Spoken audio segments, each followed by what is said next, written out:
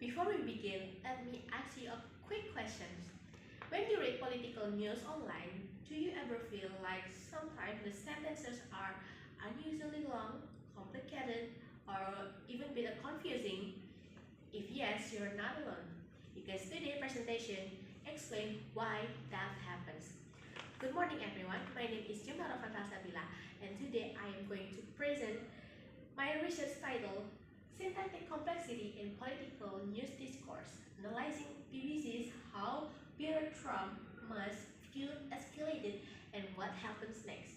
This study explores how political news uses complex grammar, not just by accident, but by design to shape meaning, tone, and interpretation. We all know that political news is full of strong opinions and fast-changing events. But what many readers don't notice is how the writing itself, especially the syntax, influences how we understand those events.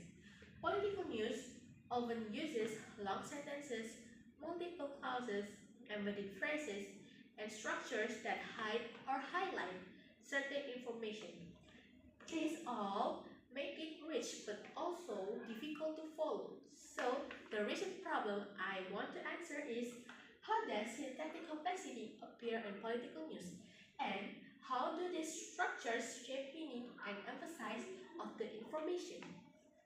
Understanding this can help us read news more critically, not just by emotionally. We move to the research objective and literary review. First, this research has three main objectives. First, identify sentence structures in the BBC article. Second, analyze their syntactic function. And last, we have explained how complexity supports rhetorical goals of political journalism. To guide the study, I use insight from several sources, such as First Four and Southern 2000, class identification and sentence patterns. And second, news discourse uses subordination and extraposition, also nominalization. And last, we have complex syntax affects a perception of agency and evaluation of the sentence. This means syntax is not just a grammar, it's a tool for communication strategy. And we move to the fourth slide. We have research method, and first we're gonna talk about the data source. I take the data source from BBC News article, How Peter Trump Must Feel Escalated and What Happens Next, 2025. And the method I use in here, the qualitative descriptive analysis with First and Southern syntactic analysis model. First, I identify the finite verbs. Second, locating the coordinators and subordinators. The third, determining whether the sentences is simple, compound, or complex. And fourth, I analyzing phrase structures such as noun and verb phrase. And last, I examining non-canonical patterns such as participial clauses, extraposition, and infinitival clauses. This method helps us uncover how information is layered inside long sentences. Okay, and then we move to the finding and discussion slide.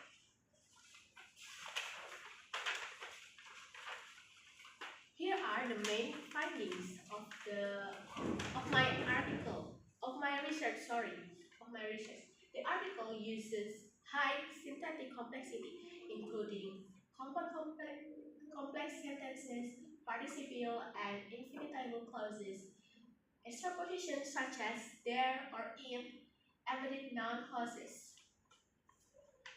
Why does this matter? Because these structures let journalists to work package multiple ideas into one sentence, connect events logically like cause and effect, and then add hidden evaluation or background And then control pacing and emphasize the information. And last, sometimes reveal and sometimes hide agency. Let me give you a few examples. One sentence uses coordination plus subordination to show escalation between Trump and Musk.